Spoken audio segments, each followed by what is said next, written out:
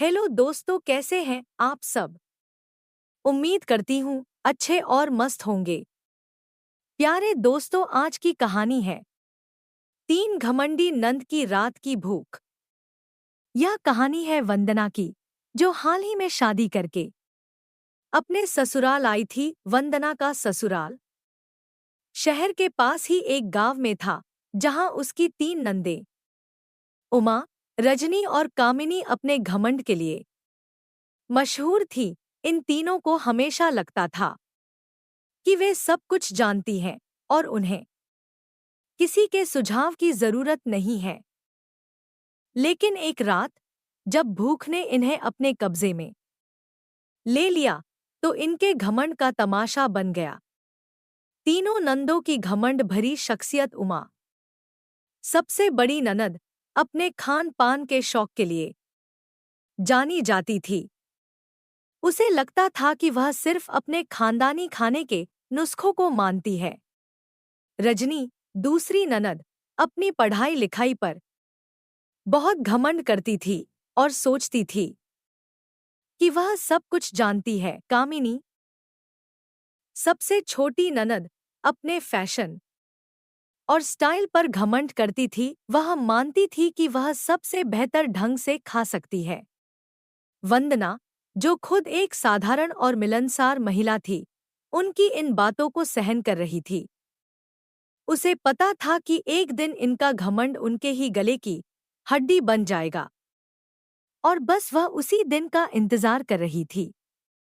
एक रात तीनों नंदे देर से घर लौटीं और पेट में भूख की आग लगी थी। चूल्हा ठंडा पड़ा हुआ था और वंदना ने सोचा कि जब ये अपनी घमंडी बातों में ही लगी रहती हैं, तो इन्हें भूख लगने पर खुद ही खाना बनाना पड़ेगा। उसने किसी भी मदद की पेशकश नहीं की और नंदे भी अपने घमंड में उसे कोई काम करने को नहीं बोली। उमा ने तुरंत किचन का जायजा लिया और पाया कि केवल कुछ आलू, प्याज और बेसन बचा था। उसने सोचा कि वह अपने तरीके से पकोड़े बना लेगी। वहीं रजनी ने सुझाव दिया कि पकोड़े बहुत साधारण हैं, वह चाहती थी कि कुछ विशेष बने। कामिनी ने सोचा कि उसके फैशन सेंस के हिसाब से तो आलू की चाट सबसे बेहतर होगी। उमा ने अपनी घमंडी आवाज में कहा, तुम्हें सब कुछ नहीं आता, मैं अपने तरीके से पकोड़े बनाऊंगी। उसने आलू और बेसन को मिलाकर पकोड़े तले, लेकिन चूल्हे पर तेल बहुत गर्म हो गया और पकोड़े जल गए। उमा को समझ में नहीं आया कि कहाँ गलती हुई, लेकिन उसने अपने घमंड में माना कि शायद गैस चूल्हा ही खराब था।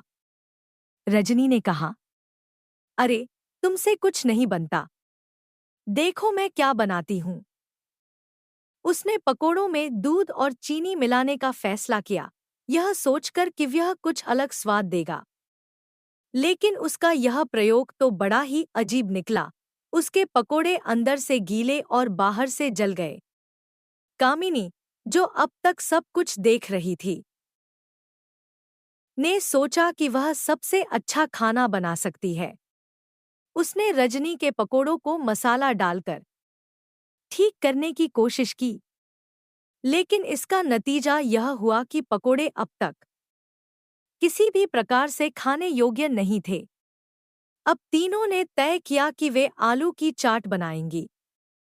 उमा ने चाट में बिना छीले आलू डाल दिए, जबकि रजनी ने बिना उबाले आलू काटकर डाल दिए। कामिनी ने अपनी स्टाइल में आलू पर टमाटर की जगह अमरूद काटकर डाल दिए। तीनों नंदों ने अपनी अपनी चाट को चखने की कोशिश की और उनकी हालत देखी तो खुद पर हंसने लगी। चाट खाने लायक तो बिल्कुल नहीं थी, बल्कि वह किसी तरह की मसालेदार आपदा बन चुकी थी। तीनों नंदे भूखी थी और अपने घमंड के कारण खाने की यह बुरी हालत बना चुकी थी। अब उन्होंने अपनी गलती मानी और मदद के लिए वंदना के पास आईं। वंदना ने मुस्कुराते हुए उनकी परेशानी को समझा और उन्हें सांत्वना दी। उसने कहा, घमंड और खाना साथ साथ नहीं चल सकते। खाना बनाने में धैर्य और प्यार की जरूरत होती है। वंदना ने जल्दी जल्दी किचन में जाकर आलू की सब्जी और रोटियां बना दी। तीनों नंदों ने बड़े ही आदर से खाना खाया और वंदना को धन्यवाद दिया। इस घटना के बाद तीनों नंदे समझ गई कि घमंड भले ही कितना भी क्यों न हो, लेकिन जरूरत के वक्त सादगी और सहयोग से ही काम चलता है। उन्होंने वंदना से माफी मांगी और उसका आदर करना सीखा। वंदना की मुस्कान ने उनके दिल को छू लिया और वे सब समझ गईं कि जीवन में घमंड से ज्यादा विनम्रता का महत्व है। अंततः घमंड और भूख के इस खेल में सबको एक नई सीख मिली और हंसी ठिठोली के साथ उनके रिश्ते में और भी मिठास भर गई। प्यारे दोस्तों, यह कहानी यहीं पर समाप्त होती है। आपको यह कहानी कैसी लगी? कमेंट बॉक्स में जरूर बताएं। अगर आपको हमारी ये कहानी पसंद आई हो तो कृपया हमारे वीडियो को लाइक, शेयर और चैनल को प्लीज सब्सक्राइब जरूर कर लें। इससे हमें मोटिवेशन मिलता है और आप तक ऐसी ही मजेदार कहानियां सबसे पहले पहुंचती रहेगी। प्यारे दोस्तों, नमस्कार।